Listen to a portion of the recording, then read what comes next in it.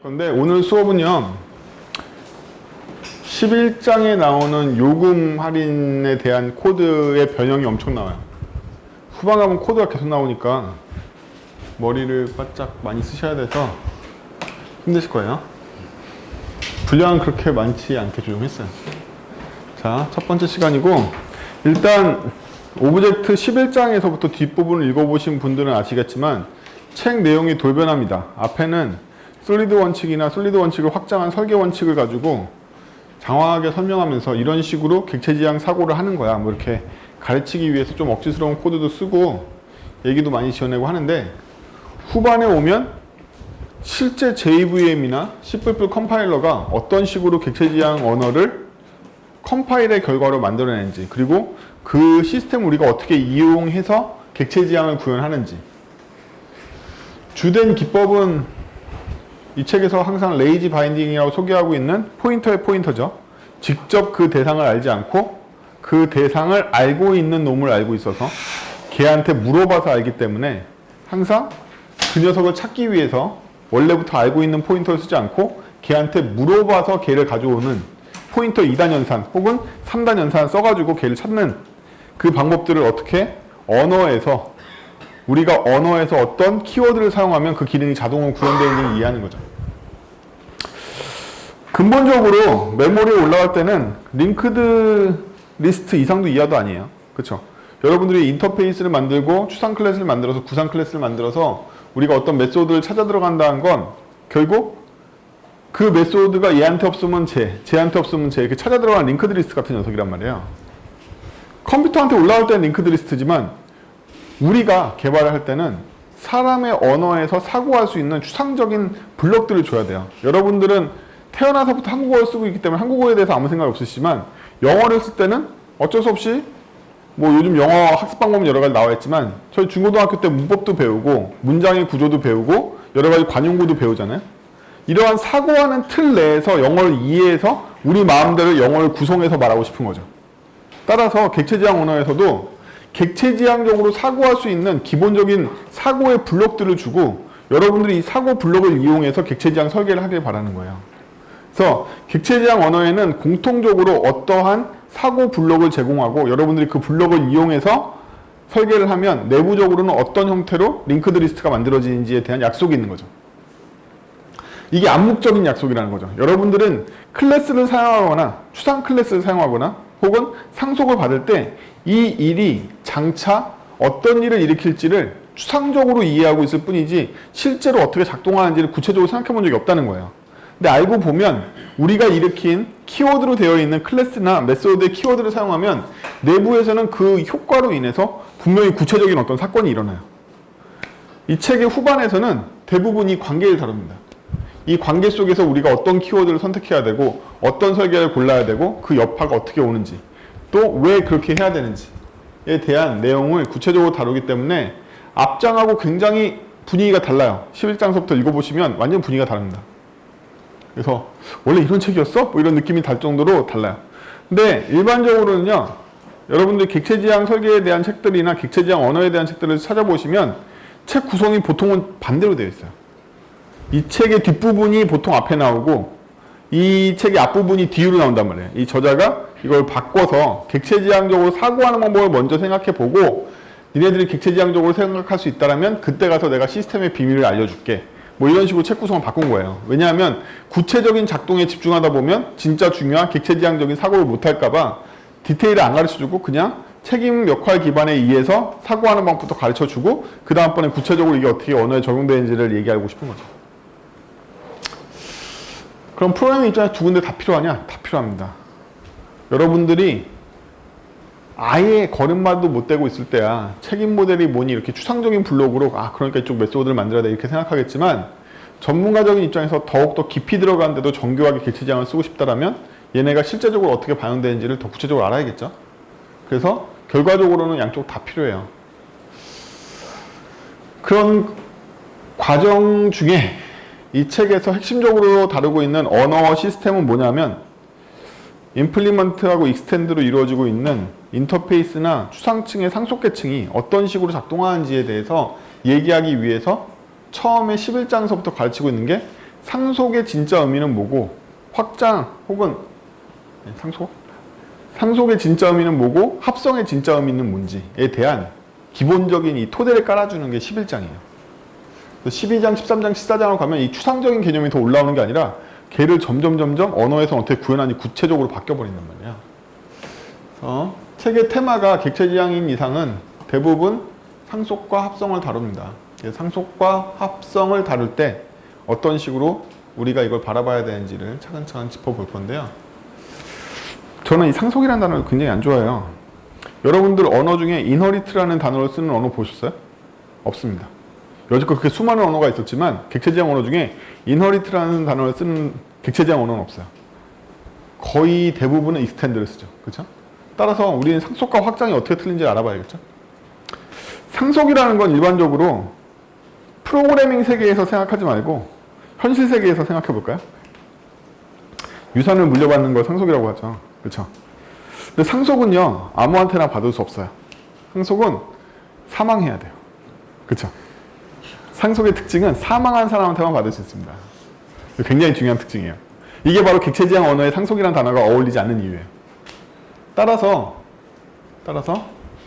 살아있으면서 물려주면 이건 징여라고 부르죠. 현실 세계에서. 그렇죠? 징여와 상속은 굉장히 다르다. 죽어야지만 상속을 시킬 수 있어. 죽어야지만 상속을 시킬 수 있다는 점에서 우리는 뭘 할 수 있냐면 유산은 있지만 망자하고 교감을 나눌 수는 없다는 거야. 서로 상호작용을 할 수는 없다. 이 경우가 바로 상속인 거죠. 그렇죠? 그래서 상속 같은 경우에 일반적으로 포기도 할 수 있고 수령도 할 수 있고 이렇게 되는 거죠. 어쨌든 그 사람은 죽었으니까. 대부분의 상속 절차는 굉장히 긴박하게 이루어집니다. 여러분들 아직 상속을 안 받아보셨을 텐데, 그렇죠? 나이들을 보면 아직 안 받아보셨겠죠? 그래서 상속이 급박하게 이루어져요. 뭐 여러 가지 법적 절차가 걸리고 이런 막 30일 만에 끝내야 되는데 관공서 돌아다녀 보면 서류 나오는데 2주 막 이래요. 정말로 급박하게 움직여야지 상속이 되는 경우도 되게 많습니다. 그래서 상속은 게으르게 하면 못 받는 경우도 있기 때문에 조심하셔야 돼요.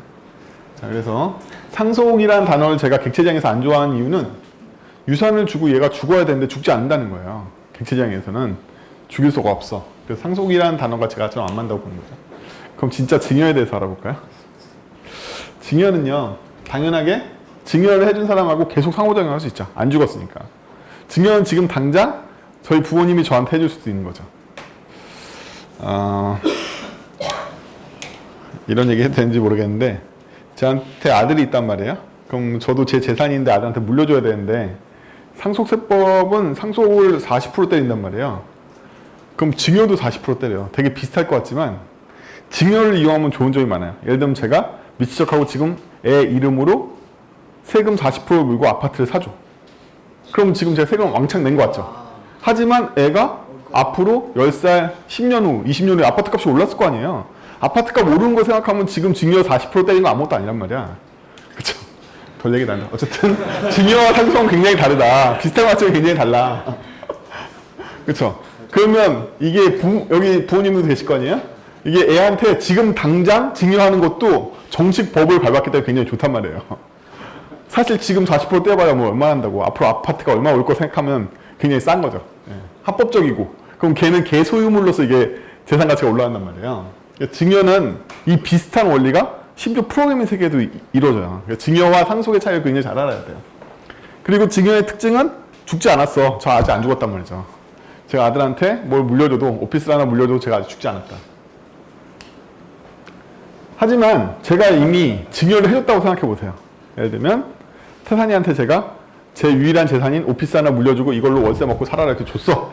근데 이놈이 맨날 저한테 달마다 와가지고 다시 용돈을 달라고 그래. 얼마나 싫겠어요. 그렇죠?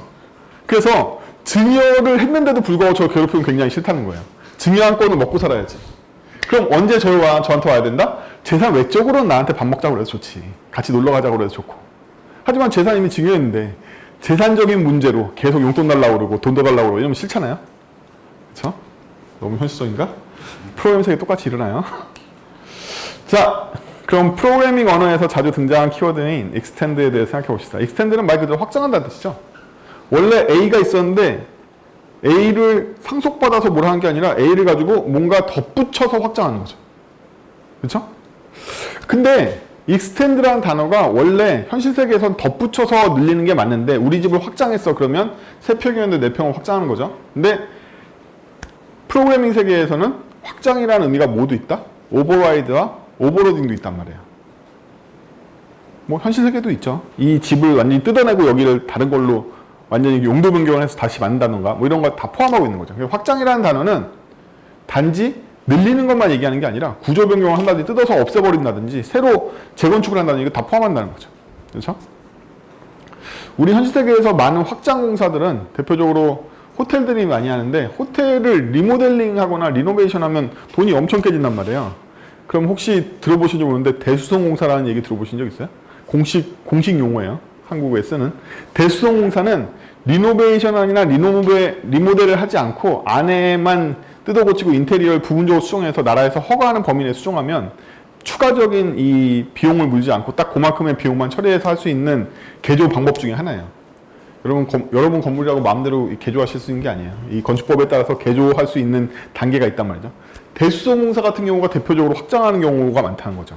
저희가 프로그래밍 짤 때는 프로그램 왕창 갈아엎으면 안 돼요. 그럼 새로 만들어야지. 여기 자동차하고 비행기가 있는데 자동차에다 날개 달려고 그러면 안 되는 거죠. 처음부터 비행기를 만들어야 돼. 그건 이미 확장 수준이 아닌 거예요.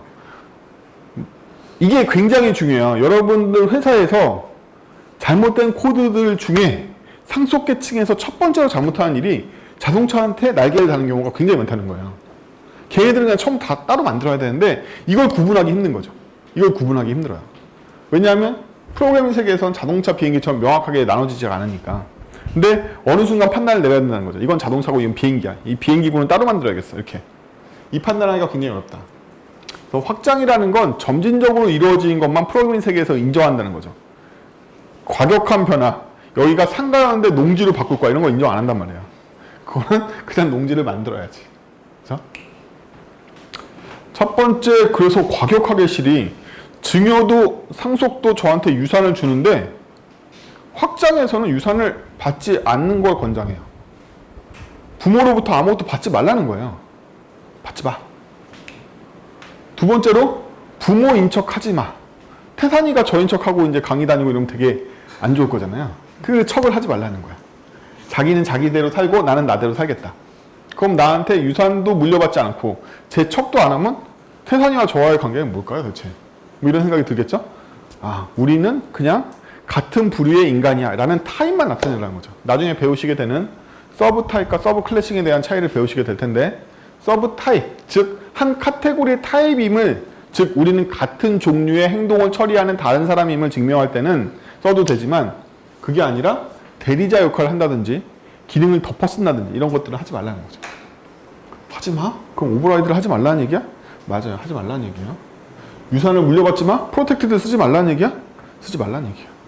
슈퍼도 쓰지 마? 유산이잖아요. 여러분들이 받을 수 있는 유산 중에 슈퍼와 프로텍티드가 있죠. 퍼블릭도 유산인가요? 아니야. 퍼블릭은 안타깝게도 유산이 아니라 모두에게 공개되어 있는 거기 때문에 나만을 위한 유산이 아닌 거죠. 그렇죠?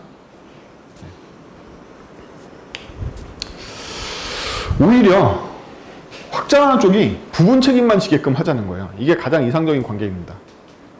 가장 이상적인 관계는 뭐냐면 굉장히 수동적이고 싫은 관계인데 제가 모든 일을 다 하고 태산아 너는 딱 거기서 그림 자르기만 하고 있어. 이거지 거죠.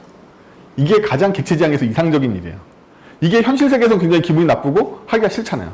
현실 세계의 사고가 우리의 언어적인 습관을 투영하고 있기 때문에 객체지향이 잘 안 되는 거예요. 객체지향은 항상 반대로 생각해야 돼. 객체지향에서 확장된 쪽은 굉장히 부수적인 책임만 가져야 된다. 이래야지만 여러분들이 확장 영역에 성공해요. 점진적일 뿐만 아니라 부수적이어야 돼. 얘가 주인공이면 안 되는 거죠. 바깥쪽에 얼굴마담은 온통 제가 하고 태산이는 사무실에 처박혀가지고 그림만 자르고 있단 말이에요. 이게 굉장히 이상적인 익스텐드의 모양이란 말이죠. 이러한 이미지를 항상 머릿속에 가지시고 이걸 자기 나름대로 이렇게 구체적인 사례 같은 경우로 만들어 두세요. 그런 이미지 속에서 설계를 하는 습관을 들여야 돼요. 책에서 4가지 나쁜 확장을 가르치고 있지만 사실은 3가지만 얘기하고 있어요. 3번, 4번은 비슷한 얘기이기 때문에 나쁜 확장에 대해서 생각해 봅시다. 상속과 확장의 차이를 아는 것만으로도 많은 걸 알게 되지만 나쁜 확장이 무엇인지 구체적인 사례들을 들고 있는데 사실 약간 억지스러운 부분도 있고 나쁜 사례를 위한 나쁜 예를 만들었기 때문에 그렇게 여러분한테 와닿지 않을 거예요. 이걸 왜 이렇게 비구신같이 써놓고 나쁘다고 그러지? 이렇게 되는 실제로 그래요. 첫 번째로 나쁜 확장은 슈퍼가 나쁘대요. 일단 슈퍼는 다 나쁩니다. 저희가 슈퍼를 사용할 때 인식 안 해보셨겠지만 두 가지로 사용하고 있어요.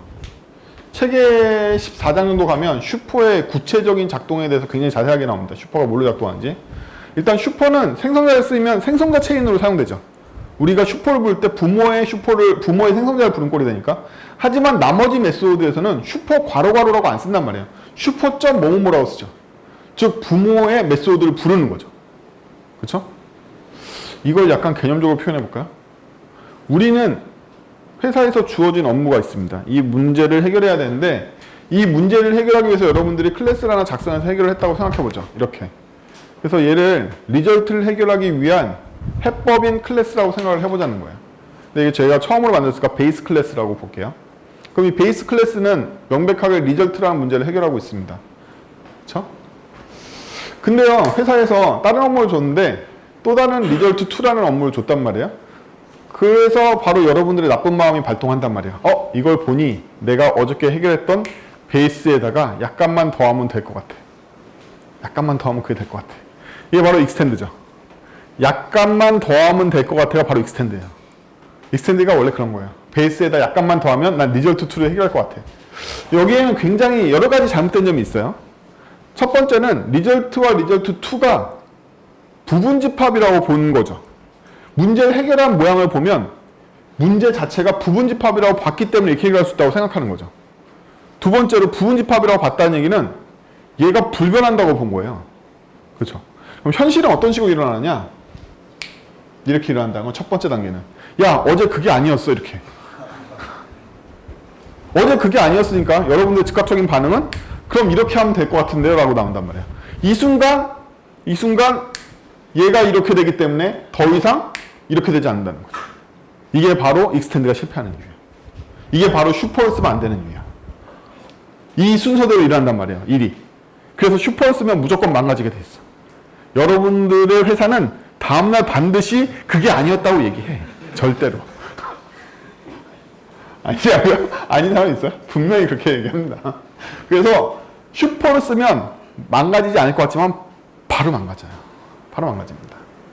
이 시간의 순서를 되돌릴 방법은 없고 항상 이 순서로 일어나요. 무조건 망가지게 돼 있어. 절대로.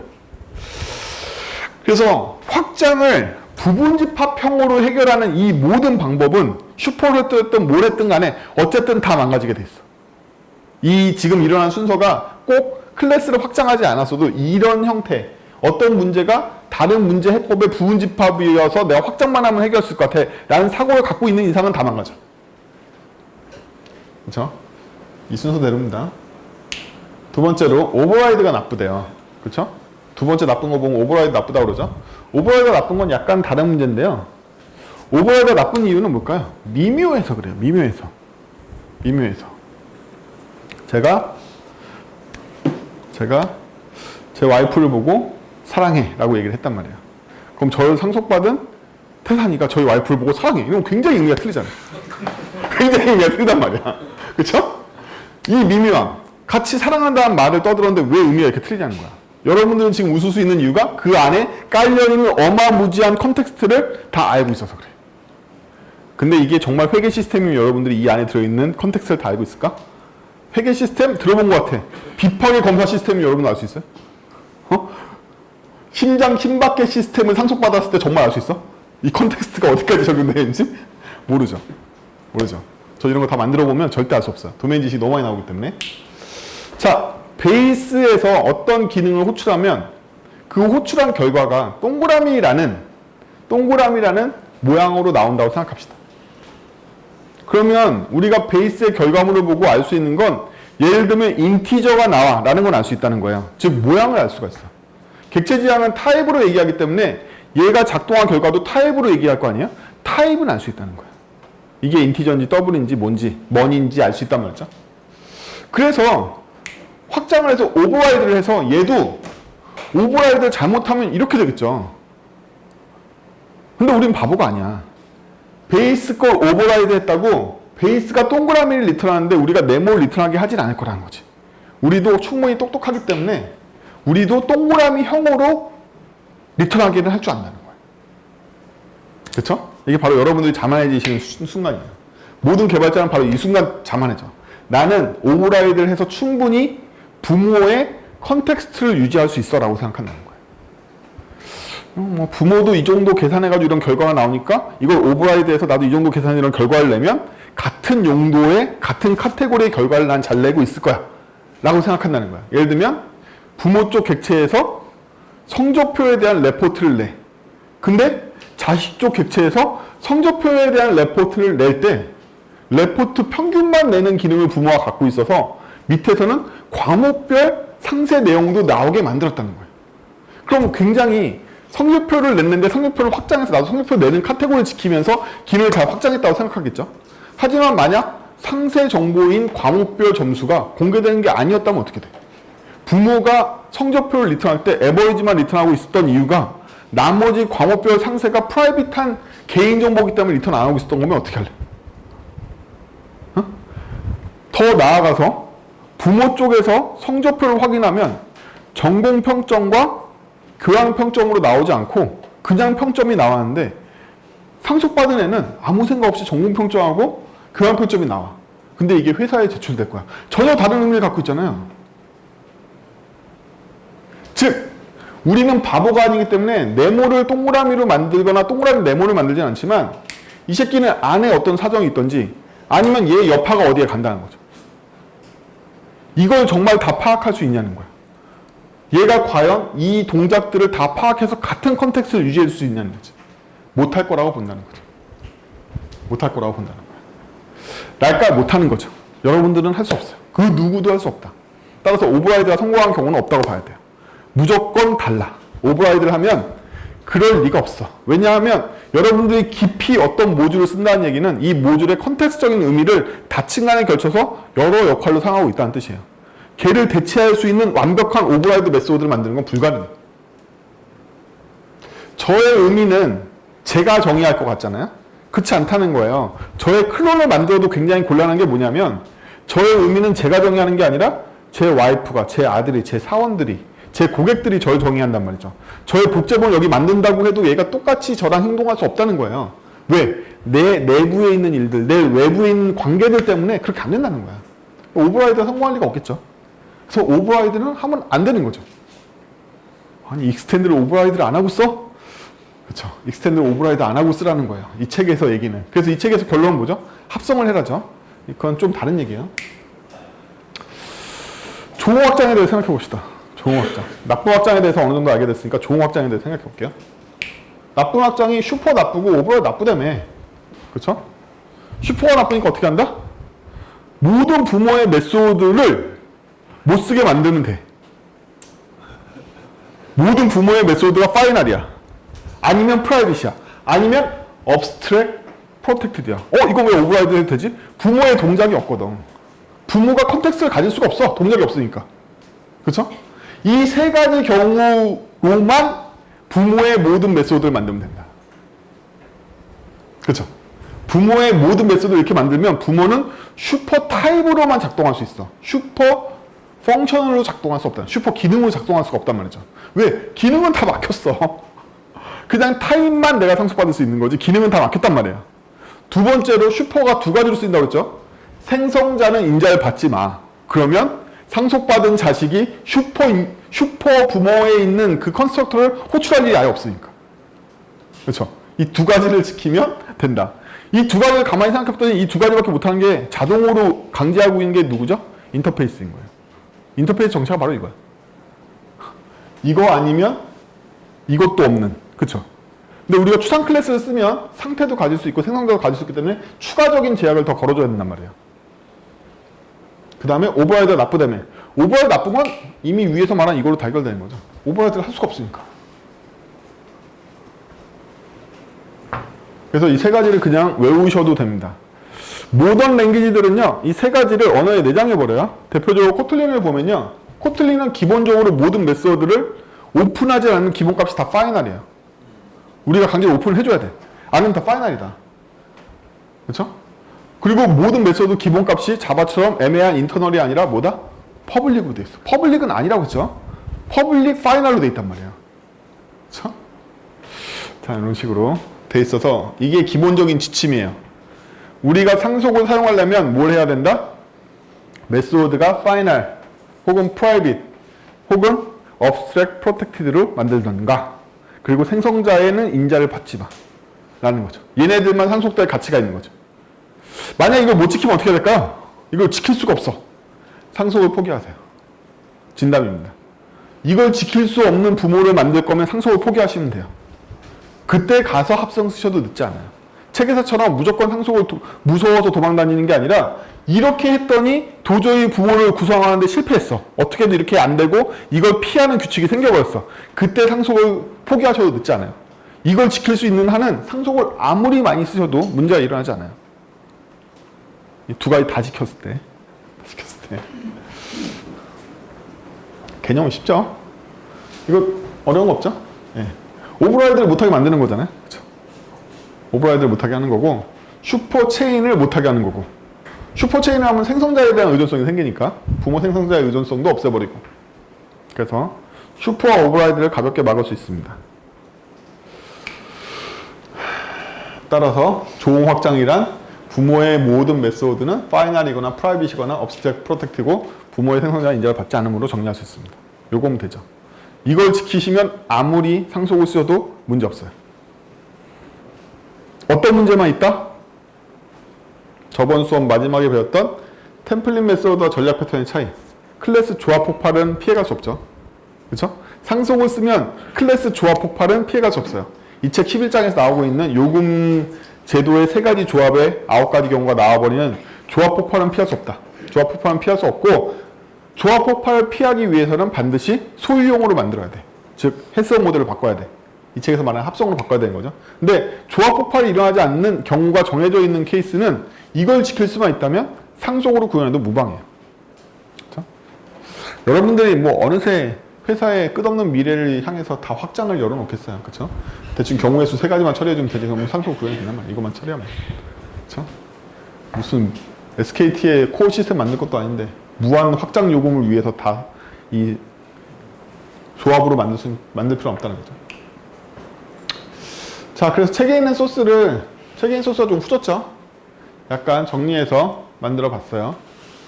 부모가 abstract protected를 가져야 되니까 당연히 abstract 클래스밖에 안 되겠죠? 그쵸?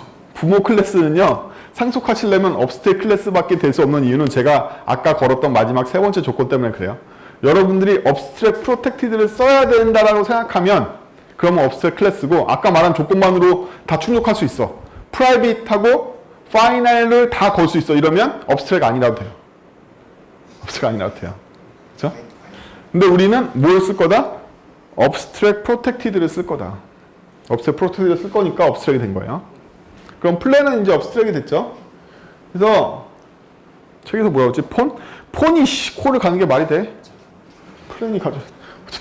플랜에 요금 어떤 요금 제도인지를 가르치고 있죠. 요금 제도 안에 콜이 이제 병합이 되고요. 콜은 여기서 추가하게 되겠죠. 여기서도 마찬가지로 플랜의 생성자를 받지 않고 있는 거죠. 그렇죠? 플랜의 생성자를 받으면 끝이에요. 그러면 더 이상 상속 구조를 쓰실 수 없어요. 그래서 제일 좋은 연습은 내가 얘를 상속 계통으로 써도 되는가는 생성자 없애보면 알아요. 없애는데 문제가 없어야 돼. 그러니까 항상 없애게 만드셔야 돼요. 생성자가 나왔으면 이미 거의 끝이라고 봐도 돼요. 생성자가 인자가 없으면 그나마 낫지만 인자가 들어오면 아 이거는 더 이상 상속 레이어를 못 쓰는구나 라고 생각하셔도 돼요. 이미 그 순간 판단 끝난 거예요. calculator fee라는 바깥쪽에 템플릿 메소드를 제공하고 그 다음에 내부에서 각 콜별로 계산을 해주는 훅을 제공해서 상속받은 애들이 콜별 처리를 해주는 부분적인 역할로 내려줬죠. 그렇죠? 어떻게든 우리는 상속받는 애가 조금만 책임지게 하고 싶은 거예요. 아까 말한 대로 확장에서는 굉장히 조금만. 기억나시죠? 태산이 골방에 앉아도 그림만 자른다고. 그렇죠? 골방에 앉아가지고 뭐만 하나의 콜에 대한 계산만 하기를 바라는 거야. 더 많은 걸 알려주기도 싫어. 너는 딱 하나의 콜만 받아가지고 그 계산만 해. 라고 되도록이면 쪼이고 싶은 거죠. 이게 상속의 요령입니다. 여러분들이 익스텐드로 클래스를 짤 때는 되도록이면 최소한으로 쪼이세요. 굉장히 부분. 저는 밖에 나가서 막 투자받고 막 멋있는 거 하는데 회사에 나가서 계속 오늘도 그림 자르고 있는 거지. 그것만 시키는 거야. 이게 확장의 요령입니다. 그래서 전체적으로 얘는 되게 화려한 전체 요금 계산을 하고 막 그러는데 얘한테 시키는 거는 하나의 콜 건수에 대한 계산만 시킨다. 그렇죠? 그래서 아까 말했던 조건인 프라이빗 속성이 다 프라이빗이고 그 다음에 파이널이 다 걸려있던지 아니면 업스트 프로텍트를 쓰고 있습니다. 그리고 아예 슈퍼에 연관되어 있는 생성자 자체가 존재하지 않고 좋은 부모 클래스는 여러 가지 원칙에 의해서 개념적으로 도출할 수도 있지만 그냥 이걸 지키시면 자동으로 좋아져요. 근데 실제로 이걸 지켜보시면 굉장히 어렵습니다. 이걸 지켜서 만들기가 어려운 거서 그런 거지 이걸 지켜서 만들려면 나머지 개념들을 다 책에 11장에 나오는 개념들 다 익숙해지셔야지만 이렇게 돼요. 하지만 결론을 내자면 이걸 지키게 된다. 이걸 지키면 다 해결돼. 그렇죠? 자, 그러면 플랜을 확장한 프라이스 퍼 타임에 대해서 생각해보죠. 그렇죠? 일정 시간별로 금액을 부여하고 있는 정책인데 얘는 인자로 얼마 부여할지 몇 초마다 부여할지를 하죠. 보통 18원에 1분 뭐 이렇게 하는 거잖아요. 이렇게 받습니다. 그러면 이 안에는 본인에 대한 상태에 대한 관리만 하고 있죠. 슈퍼에 대한 의존성이 전혀 없네요. 생성자가 없기 때문에 슈퍼에 대한 의존성이 전혀 없어요. 자기 자신에 대한 상태 외에는 관리하고 있지 않은 거죠. 우리가 상속받은 메소드는 여전히 슈퍼에 대한 의존성이 전혀 없다. 그렇죠? 내가 참고할 수 있는 건 심지어 부모의 속성도 참고할 수 있는 게 하나도 없죠. 그렇죠? 따라서 저는 저의 이 자신에 있는 필드와 이 인자로 넘어온 콜을 결합한 로직만 제가 처리할 수 있는 거죠. 이렇게. 그렇죠? 이래서 사고가 안 나요. 상속을 써도 사고 날 수가 없어요. 사고 날 방법이 없는 거죠. 근본적으로. 제가 아까 원칙에 그런 거 안 적었어요. 프라이빗으로 해야 된다 뭐 이러면 당연한 거예요. 여러분들 모든 필드는 다 프라이빗이라고 생각하시면 돼요. 그렇죠? 그런 건 안 적었어요. 그래서 뭘 보면 된다? 오버라이드 프로텍티드 이제 보면 돼. 여러분들이 오버라이드 프로텍티드에 실패했다라면 이미 끝난 거야. 그건 상속 계층을 쓰면 안 되는 거야. 한 건이라도 쓰면 안 돼요, 걔네들은. 왜? 아까 그 노란색 바뀌는 거 봤죠? 네. 다음날 아니라고 그런단 말이에요. 오버라이드 프로텍티드만이 가능하다. 그래서 여러 복잡한 11장의 개념들이 장황하게 거룩하게 이렇게 설명되어 있는데 그냥 코드 보고 바로 알 수 있어요. 아, 이게 상속을 써도 되는 코드구나 아니구나는 보자마자 이런 간단한 원리를 알 수 있다는 거예요. 만약에 이 원칙을 안 지키고 있으면 어떻게 생각하면 된다? 확정 버그라고 생각하면 돼요. 아, 이거 분명히 버그야. 단위 테스트도 걸 필요 없어요. 여러분들이 단위 테스트를 많이 거는 이유 중에 하나는 안타깝게도 뭐 여러 가지 이유가 있지만 코드가 나쁘기 때문에 많이 걸어야 된단 말이에요. 좋은 코드를 짜면 많이 줄어요. 코드가 워낙 나빠서 그래요. 그래서 코드를 좋게 짜면 되는데 코드를 좋게 짜는 건 이 코드가 좋은지 나쁜지 개인적인 취향이 아니라는 거예요. 제가 간단하게 보고 있는 이 원칙들은 책에 나와 있는 개념들 정리하면 이렇게 된단 말이에요. 실제 책에 코드도 이렇게 돼 있고. 그렇죠? 그래서 자기가 개념들을 잘 정리해서 실제 코드로 구현을 많이 하다 보면 좋은 코드가 어떤 걸 준수하게 되는지를 알게 되고 그 포인트만 보면 바로 좋은 코드인지 아닌지 얘가 앞으로 미래에 버그를 일으킬 건지 아닌지를 그냥 알 수 있다는 거죠. 단위 테스트 안 걸어도 알 수 있는 거지. 여기가 버그일 거야. 동네 버그 나면 그 코드예요. 더 이상 볼 것도 없다. 동네 버그 보면 그거 상속받은 놈인 거야. 네, 보자마자. 그렇죠? 저 같은 경우에는 개발사로 남의 코드를 많이 보게 되니까 남의 코드를 빨리 습득해야 될 거 아니에요. 하나하나 분석할 시간이 없으니까. 그러니까 바로 위크 포인트를 찾기 위해서 이런 요령들을 많이 익히게 됐어요. 어쨌든 장황하게 개념 설명할 필요가 없으니까. 자, 그래서 다음번에 있는 나이트 디스카운트도 보면 얘는 난용, 데이 프라이스하고 나이트 프라이스하고 세컨을 받고 이거 그냥 하드 코딩 했어요. 책도 하드 코딩 해놔서 원래 이 시간도 받아야 되는데 그래서 얘도 보면 자기 자신에 대한 상태만 받아왔고 하나의 콜에 대해서 자기 자신의 상태와 넘어온 콜만 가지고 계산해서 보내주고 있죠. 그래서 부모의 의존성을 많이 줄일 수 있는 요령 중에 하나는 아까 뭐 계속 강조하지만 골방에 앉아서 칼로 계속 그림만 자른다. 할 게 조금이니까 부모 사정이 안 궁금한 거야. 제가 만약에 태산이한테 자금 뒷정리도 시키고 이 어두운 장부 정리도 시키고 이러면 저한테 알아야 될 게 많단 말이에요. 그렇죠? 얘가 할 수 있는 일이 없어질수록 부모에 대해서 궁금하지 않아. 따라서 확장의 요령은 자식이 굉장히 조금만 참가하게 만드는 거란 말이에요. 그렇다는 얘기는 여러분들이 이미 상속 구조를 쓸 수 있는 경우의 수를 확정 지었다는 얘기네요. 뭐다? 거의 대부분을 부모가 다 끌어안고 자식한테 조금만 위임할 수 있는 경우만 상속이 유용한 거네. 그 외에는 상속을 쓰면 안 되는 거죠. 그렇죠? 차이가 굉장히 조그마고 대부분의 일은 다 부모가 먹을 수 있는 경우에만 상속이 유용하다는 얘기예요. 나머지는 상속을 쓰면 안 된다는 얘기지. 나머지는 전부 다 클래스를 쓰면 안 돼요. 정확하게는. 클래스에는 역할이 들어가기 때문에. 다 인터페이스 써야 되는 항목으로 바뀐다. 그건 뭐죠? 이왕 할 거 네가 다 해라. 이렇게 되는 거죠. 그래서 프로그램 세계는 의외로 중간이 있을 것 같지만 뭐 아니면 돕니다. 추상 클래스가 거의 다 하던가 아니면 아예 배째고 임플리먼트를 시키던가 인터페이스 쓰던가 둘 중에 하나예요. 그렇죠? 항상 문제는 이게 상속되는 추상 클래스인데 어중간하게 일을 하면서 어중간하게 얘한테 넘길 때 그러니까 문제가 되는 거예요. 다 넘기던가 다 넘기면 어떻게 되죠? 얘가 책임 다 지겠죠. 그렇죠? 안 넘기고 되게 조금만 주던가 그럼 누가 책임진 거죠? 얘가 책임 다 지겠죠. 그렇죠? 제가 책임을 다 질 거면 태산이한테 조금만 시켜야 되는 거고 제가 책임을 안 질 거면 태산이한테 다 시키면 되는 거고 먹을 생각하지 말고 둘 중에 하나인 거죠. 실제 프로그래밍은 이렇게 구현 안 하셔왔잖아요. 반반으로 책임을 나누려고 그런다든지 기능을 반반으로 나누려고 그런다든지 그렇게 구현한단 말이에요. 그러면 항상 어디가 책임이 문제가 되는지를 분별하기가 어렵다. 왜? 그때 기준, 그때 판단으로 나눴기 때문에 상황이 바뀌면, 문제가 바뀌면 이 모든 게 다 망가지게 된다는 거죠. 그렇죠? 그래서 뭐 아니면 도 원칙이라고 또 할 수 있어요. 이 극단적입니다. 객체지향에서 책임 역할 모델은 굉장히 우아해 보지만 극단적인 거예요. 네가 다 해. 라는 게 바로 책임인 거예요. 이 책임은 다 네 거다. 라고. 따라서 객체지향 설계의 원리는 뭐냐면 뭐 아니면 도로 책임을 한 놈이 다 가져가야 되니까 내가 다 갔다 오면 얘가 다 갔잖아요. 그럼 우리한테 남은 수단은 뭘까요? 책임을 연락에 쪼개는 것밖에 없는 거예요. 책임을 연락에 쪼개면 한 명이 책임을 다 지지만 그 책임이 되게 작단 말이에요. 책임을 지는 다수의 멤버들을 만들어서 얘한테 책임을 완전히 전가하긴 하지만 그 책임이 되게 작으면 된단 말이지. 그렇죠? 그래서 객체지향 설계에서 안정적인 설계는 어디서 나오냐면 책임을 얼마나 잘게 쪼개가지고 나눠줄 수 있느냐. 그것도 완전히에 달려있다.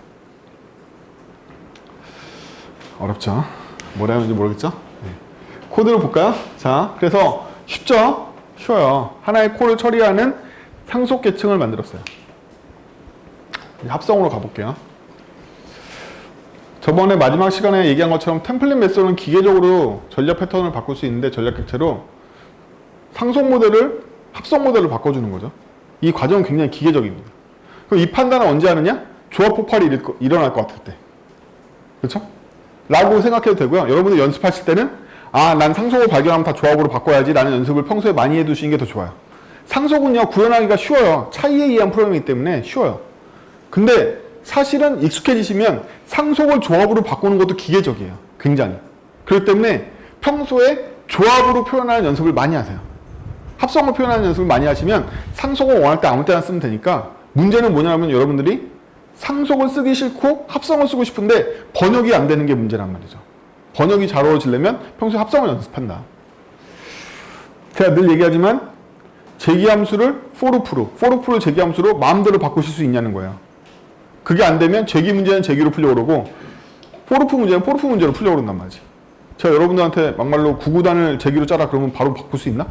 그 9구단을 제기로 짠 걸 다시 제가 포문으로 바꾸라고 하면 바로 바꿀 수 있나? 뭐 이런 문제인 거죠. 나 9구단을 못할까봐?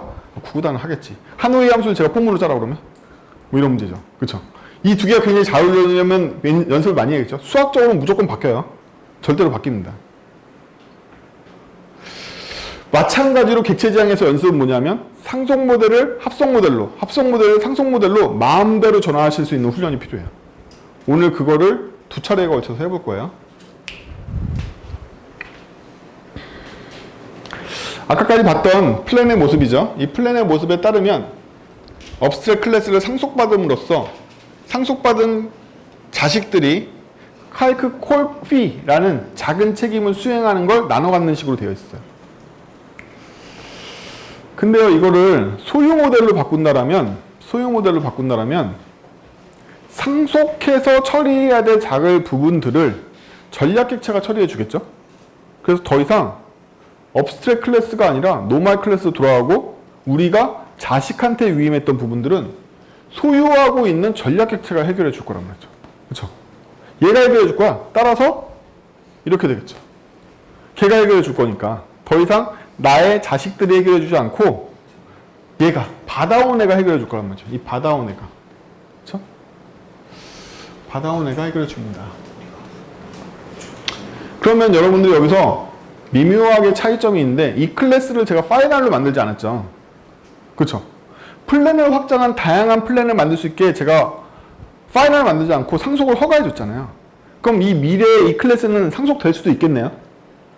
라고 여러분들이 만약에 가능성을 열어놓으실 거면 아까 말했던 원칙이 다 지켜지고 있어야 돼. 이 원칙을 안 지킬 거면 당장 파이널 걸어, 클래스에. 이 클래스가 미래에 확장될 수 있냐 아니냐조차도 여러분들은 항상 관리를 해야 돼요. 이게 만약에 나중에 확장돼서 익스텐디드 플랜을 만들 수 있는 클래스라고 여러분들이 생각하신다면 당연히 여기 등장한 애들은 아까 규칙을 다 지키고 있어야 돼요. 만약에 이 중에 규칙을 못 지키는 애가 한 놈이라도 나오면 전부 다 거기다 파이널 걸어야 된다. 응? 칼큘레이트를 위해서 자식들을 분배해서 계속 확장시킨 것 뿐만 아니라 얘 자신도 확장에 열려 있으려면 아까 말했던 원칙이 여전히 적용돼요. 얘는 파이널 걸지 않아도 돼. 왜? 첫 번째, 부모의 생성자가 없어. 두 번째, 모든 메소드가 파이널을 만족하고 있어. 따라서 얘는 파이널 클래스가 안 돼도 되는 거죠. 여러분들은 대부분 클래스를 파이널로 안 걸고 열어두는데 열어두려면 아까 말했던 좋은 슈퍼의 원칙을, 좋은 확장 원칙을 다 지키고 있는 애들만 파이널을 열어둘 자격이 있는 거예요. 안 그러면 무조건 다 파이널 걸어야 돼요. 그렇죠? 여러분들이 짜셨던 모든 클래스를 검토해서 좋은 메소드 원칙을 지키고 있지 않다면 다 파이널 걸고 다니야 돼요. 그러면 거의 모든 문제가 사라져요. 진짜로. 이거 파이널 걸 수 없는데? 파이널 걸어야 되는데 못 걸었네? 다 걔네들이 에러 포인트다. 단위 테스트 안 돌려도 돼. 다 걔네들이 확정 에러야. 보나 마나 회사에서 에러 내고 있는 코드는 다 그거예요. 그냥 기계적으로 검사해도 돼요. 그렇죠? 정말 자신 있다면 파이널 열려 있다라면 다 만족하거나 못 지켰으면 다 파이널 걸고 다녀봐. 걔 파이널 되면 얘가 상속받아도 걔야. 시스템 문제는 바로 걔다. 이 조건을 만족시키지 않은 클래스를 상속받으면 바로 걔야. 걔가 문제를 일으키고 있을 거야, 분명히. 그렇죠? 여러분들 클래스 작성하실 때 확장에 가능한 클래스인지 아닌지는 금방 판정할 수 있다. 생성자가 없고 전부 다 파이널이 걸려있거나 프라이빗이거나 아니면 업스트랙 프로텍티드로 돼 있으면 얘들은 상속 가능한 클래스 아니면 상속 불가능해. 그렇죠? 자, 얘는 상속 가능한 클래스의 조건을 가져서 상속을 제가 열어놓은 거고, 사실 이제 코드 스피치에 다루는 모든 코드에는 이런 것들이 반영되어 있지만 심각하게 설명해 드린 적이 없는 거죠. 이번에 이 오브젝트가 원어론이라서 잘 된 것 같아요. 코드의 미묘한 쓰임새들을 다 배우게 되는 거라고 생각하셔도 돼요. 이 전략 객체인 칼크가 이쪽에서 공급되면 이 칼크에 따라서 여기에 계산 방법을 바꿔주기 때문에 더 이상 상속 계층이 필요 없다. 런타임에 넣어주기만 하면 돼. 셋으로. 주입만 해주면 되는 거죠. 아까보다 훨씬 더 분명히 유연해졌죠. 더 이상 상속 계층이 필요 없으니까. 그래서 우리는 굉장히 단순한 함수형 인터페이스를 지정하면 되고, 아까 자식들이 수행했던 조그만 일들은 이렇게 가볍게, 이게 아까 클래스죠. 뭐? 익스텐드 플랜을 했던. 근데요, 좋은 상속 구조를 갖고 있는 자식 클래스라면요, 어떤 일이 생기냐면 이런 일이 생겨요. 백! 다시. 코드에 변화가 없다. 이게 바로 좋은 부모의 핵심인 거예요. 좋은 부모 클래스를 상속받은 클래스는 임플리먼트로 바꿔도 코드의 변화가 전혀 없어. 왜냐하면 원래 임플리먼트로 해야 되는 안정성이 확보되어 있기 때문이지. 그렇죠? 두 코드의 변화가 전혀 없잖아요. 마찬가지로 나이트 디스카운트도 익스텐드 모델에서 임플리먼트로 바꿔도 코드의 변화는 전혀 없다. 그래서 좋은 부모 클래스의 원칙을 지키는 상속을 하고 있다면 소유 모델을 바꾸는 건 껌이다. 여러분들이 제기함수를 꼬리물기 최적화에 맞게 잘 짰다라면 자동으로 포문으로 바뀐다. 여러분들의 제기함수가 더럽기 때문에 포문으로 바뀌지 않는 거예요. 여러분들의 포문 내에 스택 구조를 제대로 갖고 있지 않기 때문에 제기함수는 안 바뀌는 거란 말이야. 응? 잘 돼 있으면 잘 바뀌겠지. 이렇게. 따라서 클래스의 상속 모델과 합성 모델은 잘 지켜졌다면 손쉽게 바꿀 수 있다. 큰 비용이 아니라는 거예요. 물론 제가 하니까 쉬워 보겠지. 어쨌든 연습하면 다 돼요. 이러한 관점 연습을 안 하셨던 것 뿐이죠.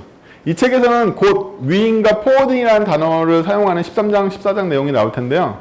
이 책에서의 정의를 제가 동의하는 건 아니에요. 근데 이 책에서 정의는 포워딩 같은 경우에는 해당 객체가 직접 그 일을 수행하는데 저랑 컨텍스트 공유를 안 하는 경우를 얘기해요. 이때 컨텍스트는 디스를 넘기는 걸 수도 있고요. 혹은 얘랑 어떠한 상태를 공유해서 가는 걸 얘기해요. 이 상태를 공유하는 대표적인 케이스가 꼬리물기 최적화를 하고 있는 제기함수들이죠. 그렇죠? 우리가 제기함수로 팩토리얼 같은 거 짜면 여지까지 곱했던 것들 그 다음번 제기함 넘겨주잖아요. 이 상태를 공유한단 말이에요. 결과 어그리게이션이라고 불리는 이 결과를 계속 다음번한테 넘겨줘서 이 상태를 같이 공유하고 있잖아요. 이 공유하는 상태, 이게 바로 컨텍스트야. 이 컨텍스트가 뭐라도 상관없어. 이게 무슨 변수가 됐든 값이 됐든 디스가 됐든 어쨌든 이 컨텍스트를 공유하지 않는 케이스, 완전하게 위임을 해서 내가 얘한테 바라는 게 없는 경우는 포워딩이라고 부른단 말이에요. 포워딩이라고 부르는 거죠. 하지만 걔랑 뭘 해야 돼. 그러면 그거는 컨텍스트 공유하기 때문에 위임이라고, 델리게이트라고 부른다는 거죠. 이 책에서는. 현실에서는 다 그냥 위임이죠. 예. 현실에서 다 위임입니다. 이 책에서 포워딩 샘플로 나오고 있는 그 예제조차도 코틀린에서는 바이를 사용하는 클래스 델리게이션이라는 걸로 표현해요. 그때 델리게이션이라고 그러잖아. 예. 그래서 그 포워딩과 델리게이션의 용어는 그렇게 중요하진 않은데요. 여기 보면 얘는 리절트의 결과를 합쳐가고 있죠. 하지만 이 리절트를 얘랑 공유하진 않았죠. 게다가 얘한테 디스를 주지도 않았죠. 얘한테는 콜이라는 상태를 보내준 거잖아요. 이 콜이라는 상태가 이 연산이나 내가 어떤 업무를 처리할 때 공유되는 컨텍스트라면 그렇진 않다는 거죠. 값으로서 참조 데이터로 넘어간 것 뿐이지 나머지 공유하고 있는 컨텍스트가 없이 독립적인 유틸함수처럼 부르고 있다. 그렇죠? 유틸함수처럼 부르고 있기 때문에 얘는 델리게이션에 따라고 이 책에서는 표현하지 않아요. 이 개념은 나중에 또 나오기 전에 오늘 한번 짚어본 거고요. 제가 괜히 제기함수하는 얘기를 한 게 아니죠. 이제 이 책의 테마인 합성객체에 대해서 연결해서 쓰는 것들을 배울 거예요. 이건 디자인 패턴상으로는 뭐라고 부르냐면 데코레이터 패턴이라고 부르긴 하지만 그 전에 여러분들은 객체에 대해서 약간 더 생각해 보실 필요가 있어요. 하나의 객체는 인스턴스화 될 때 자기만의 메모리를 갖고 있죠. 필드만큼. 근데 그 필드는 얼마나 가질 수 있을까요? 클래스에서 정의하기 나름이네요. 특히나 컬렉션형으로 정의했다라면 제가 오브젝트 배열 같은 걸 정의했다라면 제 안에 있는 메모리는 무한인 거 아닌가요? 하나의 인스턴스 안에 무한의 메모리를 가질 수 있는 거잖아요. 여러분들이 클래스 필드로 오브젝트 배열이나 오브젝트 맵을 만들었다고 생각하면 그 인스턴스 하나에 들어갈 수 있는 메모리는 무한인 거잖아요. 무한히 커질 수 있잖아요. 그래서 많은 컨설팅하는 아저씨들이 컴퓨터 한 대라고 정의를 해요. 객체 하나가. 그럼 우리는 하나의 인스턴스를 만들어서 얘를 작은 컴퓨터라고 볼 수 있다는 거예요. 여러분들이 남발하고 계시는 인스턴스 하나가 옛날에 애니악에서 만드는 전체 컴퓨터보다 용량이 클 거 아니에요. 그쵸? 진짜 컴퓨터란 말이에요. 이거 하나가. 카시오 계산기보다 어쨌든 크잖아. 이게 객체 하나를 만들면 이게 컴퓨터인데 여러분들은 보통 문제를 어떻게 해야되냐면 캡슐화와 추상화를 통해서 문제를 해결하기 때문에 이 컴퓨터 한 대가 문제를 해결해 주는 식으로 생각을 한다는 거죠. 그쵸? 뭔 얘기를 하고 이런 얘기를 하냐고? 자, 이게 한 대가 컴퓨터인데 이 컴퓨터와 컴퓨터끼리 병렬 연산을 하거나 협력 연산을 하고 싶으면 어떻게 해야 되냐 이거야. 제가 어떤 문제를 해결할 때 서버 두 대를 한꺼번에 불러서 문제를 해결하고 싶어. 근데 독립적으로 부르면 괜찮지. 얘네 둘이 힘을 합쳐서 클라우드 머신 파워를 합쳐가지고 저한테 결과를 주고 싶어. 제가 마야를 쓰는데 마야에서 렌더팜을 구성해서 여러 대의 컴퓨터 GPU를 한꺼번에 돌려서 렌더링 결과를 받고 싶어. 그럼 어떻게 해야 되냐는 거야. 그렇죠? 협력 관계를 정의해 줘야 된다는 거죠. 얘와 얘가 완전히 독립된 메모리 공간에 있는 컴퓨터 두 대가 어떻게 해서 협력할지를 정해줘야 돼요. 그러면 나는 너의 뭘 쓸 거야. 너는 어떤 경로로 나한테 리턴을 해줘. 난 그걸 가지고 또 뭘 쓸 거야. 이렇게 두 개를 연결할 수 있겠죠? 이렇게 해서 계속 연결할 수 있다는 거죠. 그렇죠? 이것도 링크드 리스트의 확장이긴 하지만 가장 큰 차이점은 뭐냐면 독립되어 있는 모듈끼리 병합된 결과를 주고받기 위한 인터페이스를 정한다는 행위와 개념인 거예요. 이 개념이 연결되는 합성 객체 혹은 디자인 패턴상의 데코레이터 패턴, 더 나아가서 어떤 거에 다 쓰이죠? 다 쓰여요. 체인 오브 리스판서빌리티에도 쓰이고 비지터 패턴에도 쓰이고 컴포지트 패턴에도 쓰이고 다 이 패턴을 쓰는 거죠. 그렇죠? 하나의 컨텍스트를 공유해서 그 공유된 컨텍스트를 계속 진행시키는 이 개념을 계속 쓴다는 거예요. 그래서 이 개념에 지금 이름 없이 합성이라고 붙이기에는 굉장히 자주 쓰는 합성 객체들을 연결하는 방법이라는 거죠. 그걸 구체적으로 좀 살펴볼 거예요. 이 개념을 잡냐 못 잡냐가 보통은 중국개발자를 가르는 기준입니다. 우리가 일반적으로 알고 있는 재기함수를 표현하면 이렇게 돼요. 저 네모 하나가 함수라고 생각하면 함수는 무조건 인자를 받아들이는 진입점과 리턴 값이 나오는 그 리턴 포인트가 있죠. 그래서 함수는 선이 나가서 들어오는 것밖에 없단 말이죠. 그래서 재기함수를 표현하자면 이번 함수가 다음 함수한테 인자를 불러서 호출하면 리턴 포인트로 보내면 되겠죠. 하지만 객체 지향에서는 객체가 함수가 아니니까 더 정확하게는 이렇게 돼 있다는 거예요. 하나의 객체 안에 있는 특정 메소드에서 객체가 발생하진 않죠. 특정 메소드에서 다른 객체의 특정 메소드한테 보내는 거죠. 또 얘도 그냥 함수한테 보내는 게 아니라 다른 객체의 특정 메소드한테 형식을 정해서 보내는 거고, 그럼 이 리턴되는 형태도 마찬가지예요. 얘가 리턴하려면 얘가 그냥 리턴되는 게 아니라 리턴 받을 객체의 특정 위치, 메소드의 특정 위치로 간다는 거죠. 재기함수의 확장판이라고 볼 수 있겠네요. 그렇죠? 재기함수에서는 일반적으로 이게 다 같은 함수면 자기 자신의 함수 포인터를 다 알고 있기 때문에 부를 수 있는 건데, 사실은 A, B, C, D라는 함수 내에 다른 함수 호출로 바꿔도 상관없겠죠? 여기도 마찬가지로 두 가지 패턴이 다 존재해요. 여기에서 같은 타입의 객체의 같은 메소드를 불러도 되지만 다른 타입의 객체의 다른 메소드를 부르는, 여기까지만 보면 이게 바로 우리가 배웠던 객체 간 메시지인 거죠. 얘네들은 같은 객체일 수도 있고 다른 객체일 수도 있다는 거예요. 중요한 건 뭐다? 얘가 정확하게 얘의 이 메소드를 알고 있다는 거죠. 그렇죠? 얘가 이쪽으로 메시지를 보내려면 최소한 이 안에는 어떤 지식이 있어야 되냐면 이 객체 타입과 이 메소드에 대해서 알고 있어야 된다는 거예요. 이 객체는 이 메소드를 갖고 있어. 여기까지 알아야 되는 거죠. 결국 결과가 저기까지 돌아가게끔 저희가 조정을 할 거예요. 그러면 이 그림에서는 여러 가지를 가르쳐 줄 수가 있는데요. 첫 번째는 이거. 이 클래스는 굉장히 특이한 클래스예요. 나머지 클래스들의 차이점은 뭐죠? 엔트리 클래스라는 거예요. 처음에 진입하는 클래스인 거죠. 그래서 얘는 이미 모양 자체가 특이한 놈이다. 딴 애들은 다 이쪽에서 오는 선이 있는데 얘는 없잖아요. 그렇죠? 그리고 얘는 바깥쪽으로 리턴도 안 하잖아요. 진입점 클래스라고 불리는 특이점인 거예요. 일반적으로 거의 모든 언어나 프레임워크나 시스템에는 엔트리 포인트라고 불리는 특수한 지점이 있어요. 자바의 메인 함수처럼 진입점이라는 게 있단 말이에요. 여기 이 진입점이 되면 일반적으로 진입점에서 메시지를 주고받는 일들은 이렇게 일어나는데, 이 중에서 오늘 배우게 되는 패턴은 뭐냐면 재기함수처럼 이 객체가 이 객체랑 같은 타입의 객체라는 걸 인식해서 메시지를 주고받는 거예요. 이러면 뭐가 되게 좋다? 이 전체에 대한 지식이 하나의 지식만 있으면 되는 거죠. 다 같은 형이니까 같은 형에서 같은 형으로 보내는 거잖아요. 다 같은 형이기 때문에 형끼리 통신할 때 형이 4개가 필요한 지식이 필요 없다는 거죠. 하나의 형만 알면 이 지식으로 전부 다 통신할 수 있게 되는 거죠. 이 패턴이 바로 데코레이터 패턴이에요. 데코레이터 패턴에서는 같은 타입을 상속하고 있는 혹은 임플리먼트하고 있는 모든 객체들이 참여를 하면 이 객체가 뭔지는 모르지만 데코레이터 인터페이스를 따르고 있기 때문에 그 객체의 특정 메소드를 특정할 수가 있다는 거죠. 그래서 걔를 연속으로 대화할 수 있게 만듭니다. 책에 나오는 예제가 바로 그거예요.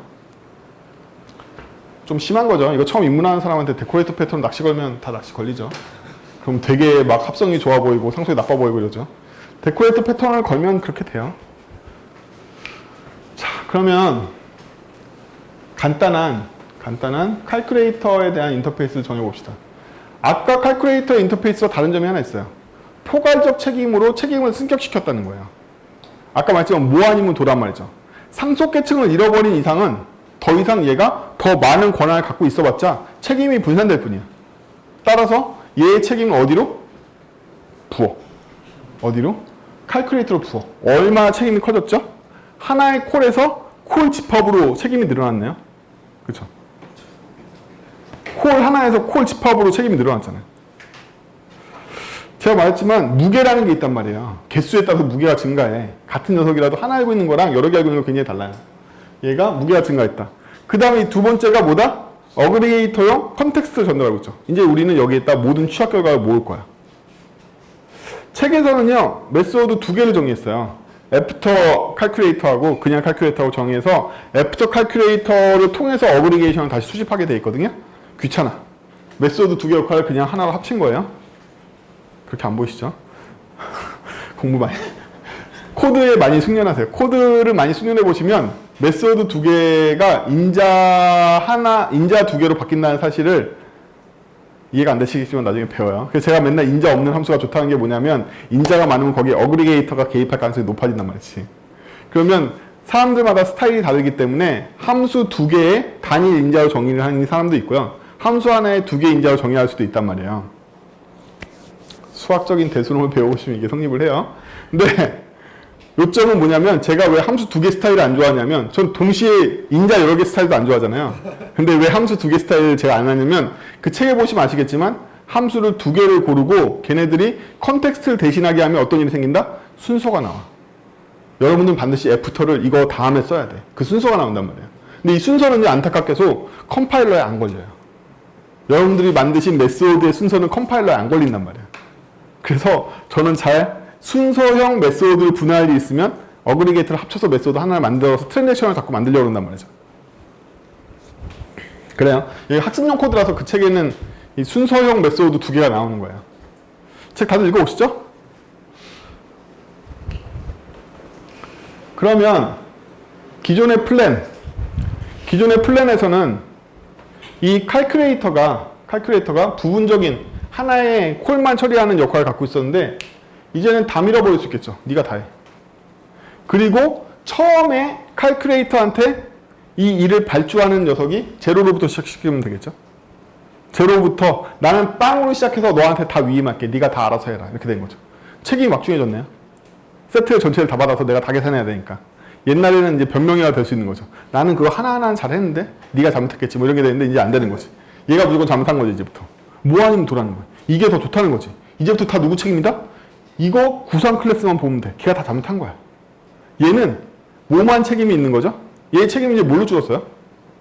콜 컬렉션을 관리하는 거. 그 다음번에는 칼큘레이터한테 콜 컬렉션을 전달하는 거까지도 책임이 끝난 거네요. 계산하는 책임은 전부 다 칼큘레이터가 가져간 거죠. 그 일은 그대로. 그렇죠? 그래서 이제 우리는 문제가 일어나면 두 가지로 나눠볼 수가 있다. 계산이 잘못되면 칼큘레이터 쪽으로 볼 것이고 그 계산기가 잘못 투입됐다거나 잘못된 계산기가 들어가 있으면 우리는 플랜 쪽을 볼 것이고. 그렇죠? 아까 말했듯이 설계란 뭐다? 큰 책임을 전락에 쪼개가지고 각각 그 책임을 올인으로 먹게 시키는 거예요. 이게 바로 SRP인 거야. 단일 책임만 주는 거야. 얘는 이제 책임이 뭐만? 칼큘레이터 관리와 콜 관리 정도로 나눠진 거죠. 근데 두 개 책임 있는 거 아니죠. 얘는 원래 콜스를 관리하는 게 얘의 책임인 거고 나머지를 위임하기 위해서 참조 포인터로 칼큘레이터를 알고 있는 거죠. 그렇죠? 그래서 콜스에 대한 계산 책임은 전부 다 칼큘레이터가 가져갔다. 뭐 아니면 도인 거죠. 책임을 쪼갰기 때문에 플랜이 갖고 있던 책임을 쪼갰기 때문에 칼큘레이터가 모든 계산에 대한 책임을 가져갔다. 저 앞으로도 계속 코드만 있어요? 앞으로도 계속 코드만 있어요? 여러분들이 대부분 명단을 보니까 저번 시간에 참가하셨던 분들이라서 이번 시간 더 빡세게 나가도 되는 거 아니야? 라는 생각을 했어요. 그래서 어차피 강의 아니, 영상 보실 거잖아요. 어려우면 계속 반복해서 들으면 되고 코드로 배우지 않으면 소용없어요. 이 책도. 이 책에 있는 코드가 코드로 배운다라고 계속 저자가 강조하지만 이 초보자이기 때문에 코드를 다 솔직히 좀 그래요. 그래. 그래서 제대로 된 코드, 더 실무에 가까운 코드로 하려고 그러는 거예요. 자, 프라이스 퍼 타임도 칼큘레이터 상속받았기 때문에 얘가 기존에는 하나의 콜 처리했던 게 이제는 달라졌다. 달라졌는데 달라진 게 두 군데가 있다는 거예요. 자, 첫 번째 여기 달라진 건 금방 보이시죠? 하나의 콜 처리하던 게 콜 컬렉션 돌면서 자기가 리절트에다 다 합쳐줘야 될 책임이 있는 거죠. 이게 리절트가 컨텍스트 객체라는 증거예요. 처음에 발주자는 제로를 보냈지만 얘가 돌면서 제로에다 계속 더해가고 있잖아요. 이 컨텍스트는 완전 수학적 순수함수가 아니라는 거야. 이 상태가 공유된단 말이지. 그쵸? 얘는 인자가 들어오면 언제나 똑같은 그런 게 아니라 이 상태를 얘가 갱신한단 말이에요. 부수 효과가 있는 함수야. 델리게이트 된 거예요. 델리게이트는 이 책의 정의에 따르면 즉 위임이라는 건 부수 효과가 있는 컨텍스트가 공유되는 경우를 얘기하는 거예요. 이 머니는 걔가 만들어서 저한테 줬지만 실제로는 각각의 칼큘레이터가 불릴 때마다 그 상태가 변이 돼서 다음 칼큘레이터한테 넘어가는 부수 효과가 있는 컨텍스트란 말이죠. 그렇죠? 위임된 거란 말이지. 그래서 제가 처음에 제로를 줬지만 얘가 계산하면서 프라이스 타임으로 계속 더해주고 있죠. 그렇죠? 전체 비용을. 그리고 나서 마지막에 뭘 하냐면 체이닝을 한단 말이죠. 내가 여기에 마지막 방어선이라면 나의 결과가 최종 결과로 끝나겠죠. 제가 마지막 방어선이 아니라 저 다음에 바통을 이어받을 애가 있다면 걔한테 다시 이 책임을 바톤으로 넘겨준 거겠죠. 그럼 제가 아니라 어디까지다? 여기까지인 거죠. 나는 여기까지 했어. 그 뒤는 너한테 맡길게. 이렇게 되는 거죠. 굉장히 제기함수랑 똑같죠? 그럼 제가 다음번 타자 바통을 받을 애를 알아야 되니까 생성자에서 넥스트를 받게 되는 겁니다. 안 주고 널 때리면 여기서 끝나겠죠. 그렇죠? 그래서 그 점과 달라진 점은 이 부분만 있는 게 아니라 넥스트에 대한 처리가 들어갔다. 다음 타자. 제기함수상 그 다음번에 내 일을 이어받을 애를 아냐 모르냐에 따라서 끝에가 없으면 끝나죠. 보통 이거 프로그래밍 요구에서 이걸 터미네이터 단말이라고 그래요. 여기서 끝나거나 터미네이팅 되지 않으면 그 다음번 타자한테 넘어가는 거죠. 그렇죠? 제기함수하고 굉장히 비슷해지죠. 얘도 마찬가지로 이러한 형태에서 어디로? 넥스트를 알게 되고 for를 돌면서 자기의 결과를 리절트한테 더하게 되고 마지막으로 다음번 타자가 있으면 걔한테로 아니면 지금 자기를 마지막 결과로 리턴해주면 되는 거겠죠. 그래서 우리는 하나의 칼큘레이터만 플랜이 알고 있지만 플랜이 계산을 발동시키면 이 칼큘레이터가 알고 있는 옆 친구가 있는지 아닌지에 따라서 계산이 더 전일될지 말지가 결정되도록 동쪽으로 연결할 수 있게 된 거죠. 그렇죠? 계속 말하지만 객체지향은 링크드 리스트밖에 없습니다. 알고 보면 다 포인트 원리밖에 안 써요. 그래서 이게 링크드 리스트에서 넥스트 노드인 거죠. 그렇죠? 넥스트 노드가 있으면 가는 거고 아니면 안 가는 거고. 자, 텍스트 껌이죠. 그전하고 달라진 점은 칼큘레이터 넥스트 있는 거랑 넥스트 관리하는 거밖에 없죠. 마찬가지. 얘는 어차피 콜스 전체에 영향도 안 받으니까 리절트만 갱신해주면 되는 거죠. 그렇죠? 리절트에다가 텍스만큼만 더해주고 가면 되는 거잖아요. 다음. 제가 이거를 책에서 레이트 디스카운트 팔러시라고 나오거든요. 그래서 생성자에 저 써놓고 일부 이름을 어마운트로 바꿨는데 이거 오타가 아니라 일부 보여주려고 그랬던 거예요. 책에서 아마 제 생각에 저자가 실수를 한 것 같아요. 그렇죠? 계산 로직을 봐도 특정 어마운트를 빼는 거지 레이트를 계산하지 않거든요. 그렇기 때문에 아마 이름이 어마운트 디스카운트 팔러시가 맞을 거예요. 책에서 잘못 쓰지 않았을까? 라고 생각하고 있어요. 메인 함수에서 보면 결국 이렇게 됩니다. 메인 함수에서 플랜에게 set calculator를 더할 때 그렇죠? 칼큘레이터의 첫 번째 칼큘레이터가 price per time이 되는 거고 얘가 끝나고 나서 이 바통을 이어받을 애가 누구다? amount discount가 되는 거고 그 다음번에 이어받을 애가 tax가 되는 거죠. 그래서 나머지 인자들과 함께 얘네들이 쭉쭉쭉 들어온다. 근데 이 기분이 나빠. 류가 장풍 쏘는 그 그림이 생각이 난다는 거지. 콜백 지옥이 생각이 난단 말이야. 그렇죠? 이거 여러분들 언제 당해보시죠? 자바에서 스트림이나 버퍼 계열 써서 데코레이터 패턴을 쓰면 이 모양이 항상 나오죠. 괄호 안에 괄호 안에 괄호 안에. 헤드 퍼스트 디자인 패턴 공부해보신 보면 그 카푸치노 해가지고 커피 전문점 만들 때도 마지막 그 메인 코드를 보면 이렇게 생겼어요. 그래서 데코레이터 패턴을 쓰거나 데코레이터 패턴에 준하는 뭘 하면 이렇게 될 가능성이 굉장히 높아. 생성자에서 이걸 합치는 이상은. 마지막에 얘가 터미네이트인 거죠. 널. 그렇죠? 책 코드도 제가 잠깐 이해가 안 되는 게 책 코드에서 보면 넥스트로 연결한 주제에 넥스트를 먼저 부르죠. 그렇게 돼 있어요. 코드 보면 넥스트를 알고 있는데 넥스트를 먼저 부른 다음에 애프터 칼큘레이터를 한단 말이야. 넥스트인데 왜 먼저 부르? 그럼 프리비어스라고 하던가. 그래서 책의 마지막에 호스트 코드 보면 굉장히 웃기게 돼 있단 말이에요. 넥스트라면서 제일 먼저 제일 끝에 나올 애가 나오고 그 다음 번 끝에 나올 애가 나오고 마지막에 처음에 나와야 되는데 제일 마지막에 나오게끔 코드 짜져 있어요. 실제로 보시면. 그것도 제가 보기엔 저자가 뭔가 실수한 거야. 프리비어스도 아니고 왜 넥스트인 거야. 넥스트라면 당연히 코드가 이 순서가 돼야 되겠죠? 얘 다음에 얘가 돼야 될 거 아니야. 책에 보면 거꾸로 나와요. 근데 변수명은 넥스트로 돼 있단 말이야. 그래요. 오늘 수업은 이게 끝이냐? 아니지. 이게 굉장히 기분이 나쁘게 생겼다는 거야. 제 얘기의 요점은. 이게 기분이 나빠. 중복 제거와 고도화를 해야 될 거 아니에요. 우리는 개발자니까. 방금까지 제가 여러 코드를 보여드릴 때 이미 마음속에 안 좋음을 느끼셨죠? 중복 코드가 많더라고. 어디에서 느꼈죠? 여기서 느꼈을 거예요. 모든 칼큘레이터들이 넥스트를 받아들이고 넥스트를 관리하는 코드가 다 똑같이 나온다는 거죠. 그렇죠? 체인을 위해서. 따라서 얘네들을 묶어서 공통점, 차이에 의한 프로그램에 따르면 얘네들을 부모로 묶을 수 있겠네요. 그렇죠? 부모로 묶읍시다. 그러면 기존에 이렇게 있던 인터페이스에서 여러분들이 부모로 묶으실 때 주의할 점이 있어요. 부모로 묶을 때 내가 업스트랙 클래스를 써야 되는 거야? 인터페이스를 써야 되는 거야? 어떻게 구분하죠? 부모로 묶을 녀석이 상태를 갖고 있으면 얄짤 없는 거죠.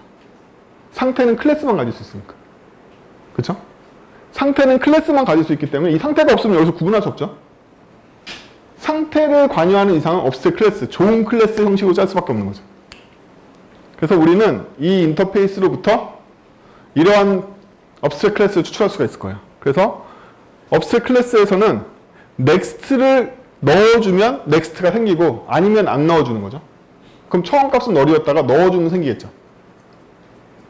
생성자 안 된다고 그랬죠? 생성자 안 돼. 생성자 받으면 안 된단 말이야.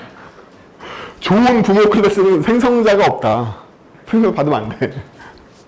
그렇죠? 그렇기 때문에 우리는 set next를 통해서 설정하는 거 아니면 널이 되는 거죠.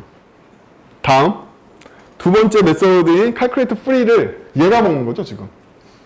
얘는 public final로 외부에 노출되고 있는 public 인터페이스죠. 얘가 어떻게 계산한다? 훅을 통해서 계산하는 거죠. 그렇죠? 이제 이거 성적받은 자식들은 딱 여기 계산하는 로직만 처리해주면 되는 거죠.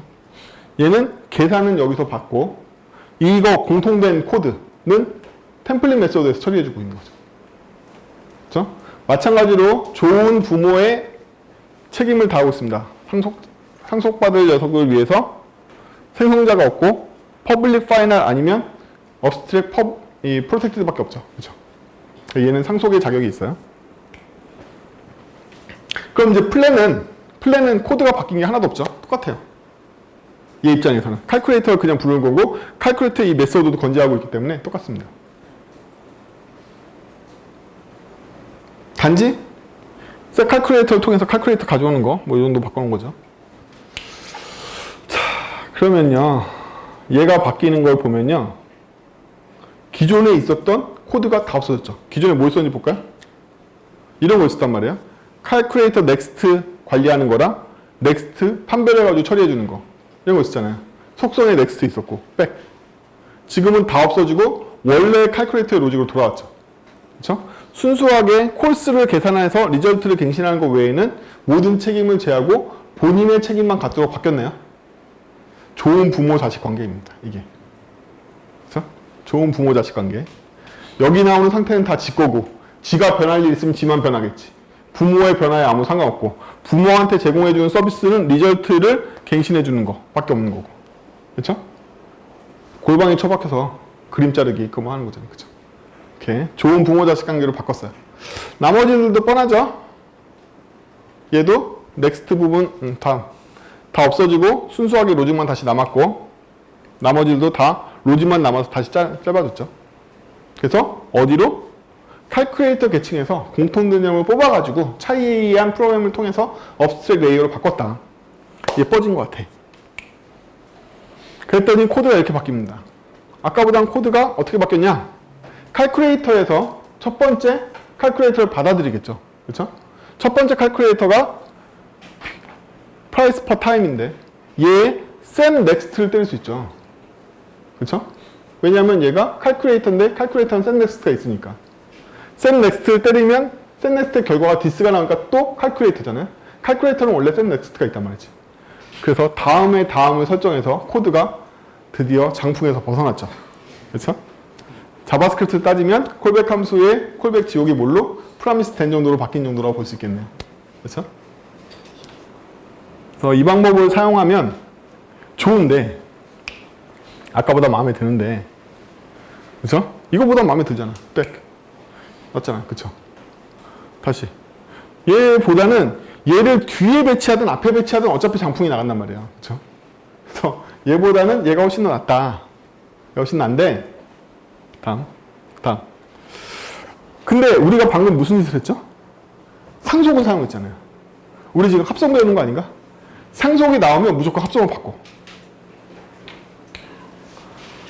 우리가 사용하고 있는 상속은 이거네요. 근데 모든 상속이 예쁜 클래스라면 기계적으로 합성을 바꿀 수 있다고 그랬잖아요. 그렇다는 얘기는 이 칼큘레이터 자체가 구상 클래스인 거고 얘가 전략객체라는 얘기죠. 그렇죠? 얘가 구상 클래스고 얘가 전략객체라는 뜻인 거예요. 맞죠? 공식대로. 그렇다는 얘기는 얘는 더 이상 상속 계층을 쓰지 않고 구상 클래스가 돼야 되고 얘가 뭘 소유한다? 얘가 칼스라는 애를 소유하게 될 거예요. 왜 넥스트를 소유하는 방식을 버렸지? 생각해보면 무의미하니까. 어디가 무의미한 거죠? 제기함수는 뭘로 바꿀 수 있다? for로 바꿀 수 있다며. 한 번에 너무 점프했나? 저는 여러분들이 제기함수와 for를 마음대로 바꿀 수 있고 합성과 상속을 마음대로 바꿀 수 있다는 가정하에 프로그램을 짜고 있어요. 그러면 제가 동시에 두 단계라서 죄송하긴 한데 이게 원래 현실에 있는 거죠. 그렇죠? 제가 동시에 뭘 했다? 동시에 상속 계층에서 합성 계층을 바꾸고 기존의 제기적인 모델에서 어디로? 컬렉션적인 모델로 바꿔버린 거란 말이죠. 그렇죠? 그래서 칼큘레이션을 계산하는 칼스를 그냥 셋으로 소유해. 해시셋이니까 순서는 보장되니까. 그러면 얘는 어떻게 계산한다? 실제로 setNext에다가는 첫 번째 생성할 때 받아들인 건 필수적으로 하나를 받아들인 것 뿐이에요. 이것도 일부러 예제로 보여드린 거예요. 얘는 더 이상 생성자 안 만들어질 필요까지는 없단 말이에요. 그래서 처음에 하나를 필수적으로 받고 사실 예제를 위해서 만든 거예요. 여러분들이 이런 경우가 굉장히 많아요. 하나는 필수인데 그 이후에 리스트로 연결된 경우가 많아서 그 샘플을 보여드리려고 일부러 하나를 받고 그 이후에 나머지들을 계속 여기다 더해갈 수 있는 형태로 인터페이스 뺐죠. 실제로 칼큘레이터는 어떻게 일어나죠? 칼스 돌면서 그냥 돌면 끝나요. 더 이상 복잡한 객체 간 통신이 필요 없다. 컬렉션 한 번에 도는 게 훨씬 더 빠르겠죠. 성능 당연히 이게 좋습니다. 그래서 리절트가 한 번에 나오는 거죠. 그렇죠? 그럼 실제적으로 이제 칼스라는 애의 전략 객체는 저 정도면 만들어지는 거죠. 그렇죠?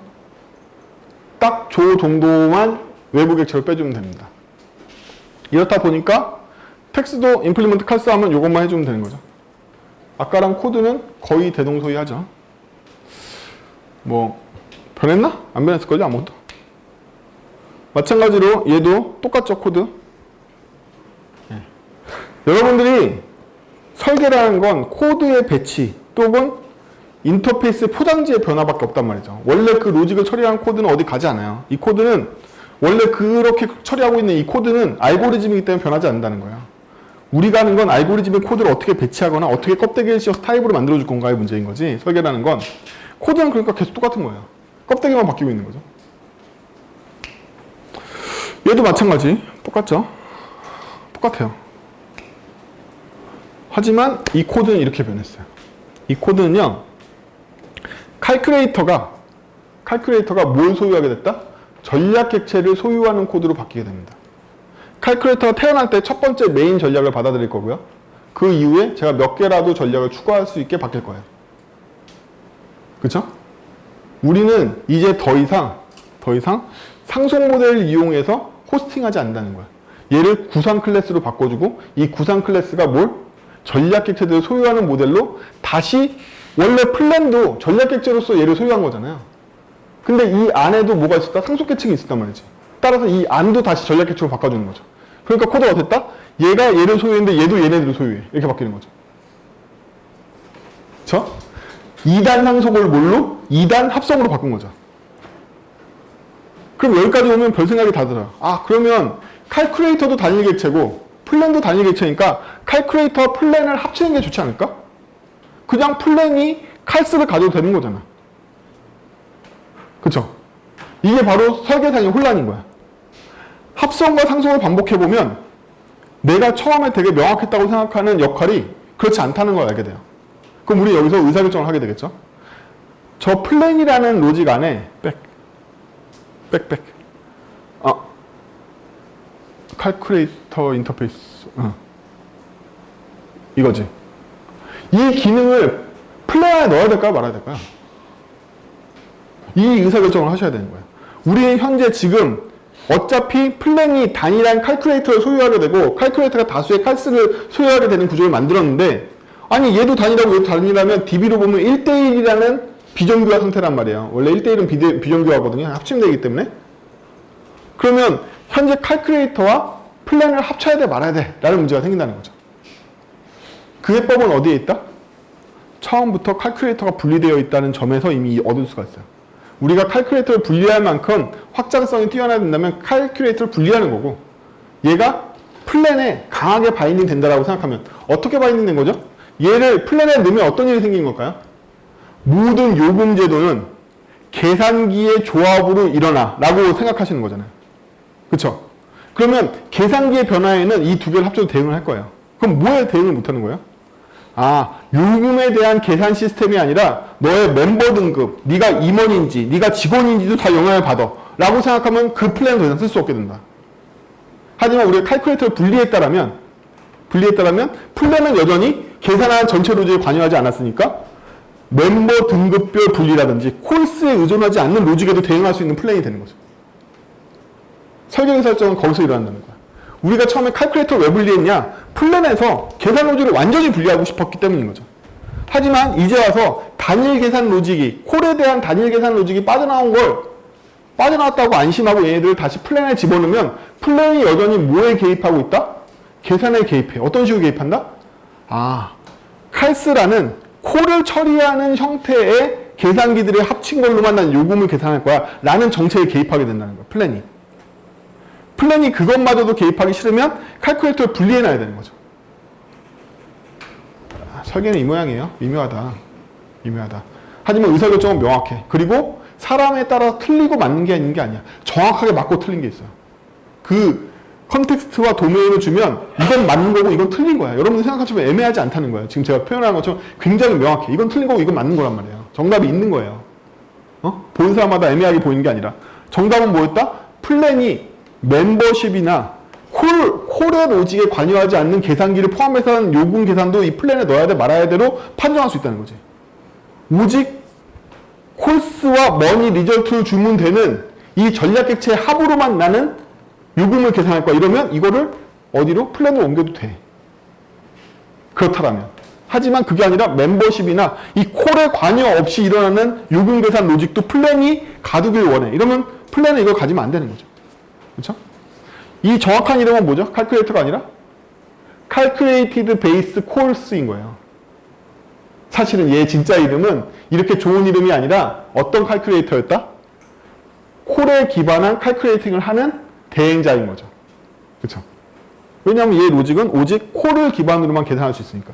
지 아무리 전략개체를 아무리 많이 받아봐야 그 전략개체가 할 수 있는 거라고는 콜 기반밖에 안 돼. 여긴 멤버십이 개입할 수도 없고 국가유공자도 개입할 수 없고 고영역도 개입할 수 없단 말이에요. 충성고기도 개입할 수 없고 절대로 개입 못할 거 아니에요. 그렇죠? 그래서 방금 말한 대로 플랜이 칼큘레이터를 소유해야 돼 말아야 되는 그렇게 구분할 수 있다. 그리고 진짜 이름도 알게 되고 설계적인 감각이 있기 때문에 제가 방금 얘 진짜 이름을 가르쳐 드린 거죠. 이 칼큘레이터는 굉장히 포괄적인 능력을 갖고 있어서 플랜하고 동급인 거 같이 보였지만 사실은 뭐였다? 플랜보다 한참 아래인 콜 기반의 계산을 통합하는 역할만 수행하는 녀석이었어. 진짜 이름을 알게 되니까 얘가 플랜하고 동급이 아니라는 걸 알게 되고 추상 레이어에서 결합할 수 없다는 걸 알게 되는 거죠. 설계를 오해하시면 보여요. 이 레이어의 단계가 보인단 말이에요. 플랜하고 칼큘레이터는 같은 급이 아니야. 그 밑에 급이야. 플랜이 골라야 되는 메뉴 중에 하나일 뿐이야. 이렇게 보인다는 거죠. 그렇죠? 그리고 얘네들은 뭐다? 칼스는? 얘네들은 이 콜 기반 계산하는 이 칼큘레이터의 졸개들일 뿐이야. 얘네들은 감히 플랜하고 같이 맞짱 뜬 애들이 아니야. 이것도 보인다는 거지. 이건 이 동네에서나 유효한 객체지 플랜 수준에서 얘네들 신경 쓸 것도 아니야. 걔네들 안 보여. 걔네들한테는 안 보이고 플랜은 그냥 칼큘레이터 정도 보이는 수준밖에 안 되는 거지. 레이어가 명확하게 3단으로 나눠서 보이잖아요. 그쵸? 응? 설계는 애매하지 않다. 왜냐하면 설계는 코드를 구체화되고 구체화된 코드는 언제나 도메인을 반영하기 때문에 정답이 언제나 있고 잘못된 게 있어요. 잘못된 의사결정과 잘된 의사결정이 있는 거예요. 제가 객체지향이나 설계 쪽을 교육하면서 맨날 느끼는 게 사내에서 어떤 세뇌를 받으셨는지 모르겠는데 이게 정답이 없어서 목소리 큰 놈이 이긴다고 생각하신단 말이에요. 절대 그렇지 않아. 무조건 정답이 있고 틀린 놈이 있고 맞는 놈이 있는 거예요. 이거는. 애매한 게 아니란 말이지. 되게 명확해. 지금 저랑 이 플랜하고 칼큘레이터 갖고 놓으면 제가 설명드리기 전에는 혼란스럽지만 되게 명확하잖아요. 누구한테 얘기해도 명확하단 말이에요. 정답이 있다. 우리가 설계 배울 때 항상 유념해야 될 건 정답이 있다는 거예요. 응?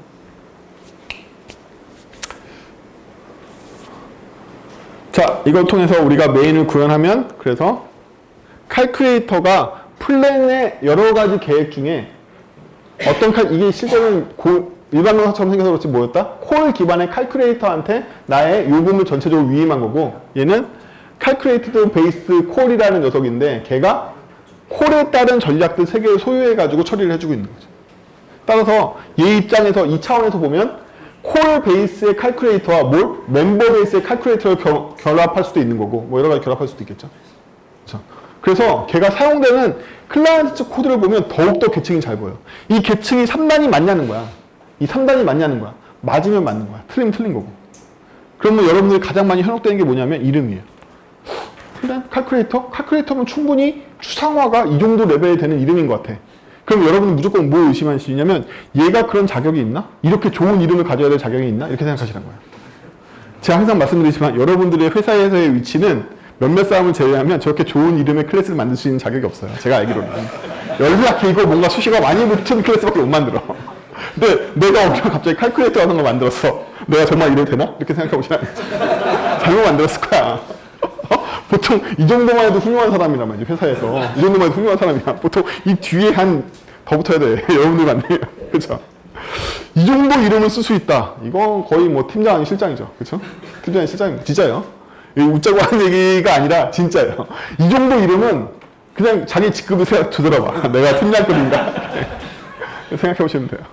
아, 나는 이제 이 정도의 자격이 있는 것 같아. 이렇게 본인을 이름으로 평가해보시면 돼요. 보통 그렇습니다. 끝인가? 마지막이지. 하나 더 있나? 하나 더 있다. 백. 결합했을 때 어떻게 안 좋아지고 뭐가 재밌어지는지 보여드릴게요. 만약에 플랜이 칼큘레이터와 직접적인 결합은 하지 않지만 내부 결합이라는 거에 유혹을 많이 받으세요. 왜냐하면 다른 칼큘레이터가 나오기 전까지는 이 코드가 반복돼요. 더 정확하게는 뉴 칼큘레이터가 반복될 거예요. 그렇죠? 플랜을 3개 만들면 플랜 3개 똑같이 뉴 칼큘레이터가 반복될 거잖아요. 그럼 여러분은 쉽게 유혹에 빠집니다. 뉴 칼큘레이터를 감추고 싶은. 어차피 플랜의 셋 칼큘레이터는 뉴 칼큘레이터를 할 거야. 할 거야. 그리고 그 안에서 이러한 일도 뻔해. 맨날 셋 넥스트로 나머지 칼스 전략을 공급하겠지. 그러니까 이거에 쉽게 유혹에 빠진다는 거야. 성급한 최적화. 그렇죠? 성급한 최적화를 하게 된다. 여러분들은. 그럼 어떻게 최적화하죠? 보나마나 이렇게 최적화할 겁니다. 셋 칼큘레이터에 퍼스트가 인지 아닌지를 보고 본인이 칼큘레이터 첫 번째 거 소유했죠. 그렇죠? 그래서 제가 레스트 파라미터로 칼스를 싹 받아. 전략 객체를. 그러면 제가 무조건 첫 번째인 경우에는 첫 번째 전략은 이 제약에 따라서 칼큘레이터의 첫 번째 인자로 넘겨주겠죠. 그 이후부터는 얘 넥스트를 부를 거 아니에요. 그쵸? 분명 이렇게 짠단 말이야. 여러분들 시키면 그 유혹에 그래서 되게 멋있게 짰다고 생각하고 이렇게 쓸 거란 말이에요. 이제 중복이 없어졌어. 중복이 없어졌어. 난 이제 멋있게 얘들만 딱딱딱딱 공급하면 돼. 이렇게. 대부분 이렇게 짭니다. 중급이 되면 자신의 코드에 대한 이해와 파워가 높아졌기 때문에 이렇게 짜고 굉장히 흐뭇해진단 말이에요. 그렇죠? 이건 방금 뭘 죽인 거다? 플랜이 다양한 칼큘레이터를 선택할 수 있는 권한을 죽여버린 거죠. 즉 뭐였다? 내가 칼큘레이터급 인간이구나 라고 착각했다는 거야. 방금 내가 칼큘레이터급 인간이라고 생각했다는 거죠. 설령 여러분들은 제가 네, 이 상태에서 이걸 만나서 여러분들이 짜지 않았어도요. 이 이름이 누가 짠 건지를 보실 필요가 있어요. 예를 들면 이게 팀장이 짠 거잖아요. 팀장은 높은 사람이기 때문에 좋은 이름 쓰고 나중에 고쳐야지 이렇게 생각한단 말이에요. 그래서 이 이름이 이렇게 일반 명사로 돼 있어서 일반화시킬 수 있을 것 같아도 이거 짠 놈이 누군지를 보고서 이게 팀장이거나 실장이거나 이러면 이 사람이 귀찮아가지고 지금 여기 베이스드 온 콜스 이거 생략한 거야. 그래서 짬밥이 높으니까. 자기 말도 이거 건드릴 사람이 없어가지고 이렇게 짠 거란 말이죠. 그래서 이런 이름 만난다고 함부로 최적화하면 안 돼요. 절대로. 이게 다 위험한 후보들인 거예요. 그렇다고 본인이 갑자기 이거와 이거의 관계를 갖고 위상차이를 느낄 수 있느냐? 실력이 되시면 느껴요. 지금 저 얘기한 다음에 보이잖아. 그쵸? 얘기한 다음에 보이잖아. 본인이 그 도메인에서 그 코드 가지고도 보이면 실력이 올라온 거예요. 근데 안 보이면 무조건 조심하세요. 이 코드를 보고 방금 봤던 그 유혹에 빠지면 안 돼요. 굉장히 위험합니다. 그쵸? 지금까지 배운 게 책 11장에 나오는 합성과 연속된 합성 혹은 계열을 갖고 있는 같은 인터페이스를 구성하는 합성에 대한 여러 가지 내용과 이게 디자인 패턴에서는 데코레이터 패턴으로 풀리고 뭐 설계에서 다른 여러 가지 패턴으로 풀리고 알고리즘상으로는 재기함수의 반복이라든지 다시 루프로 바꾸는 거라든지 여러 가지 연결되어 있는 것들이에요. 복습하시고 코드에 많이 적용해 보시고 그래요. 수고하셨습니다.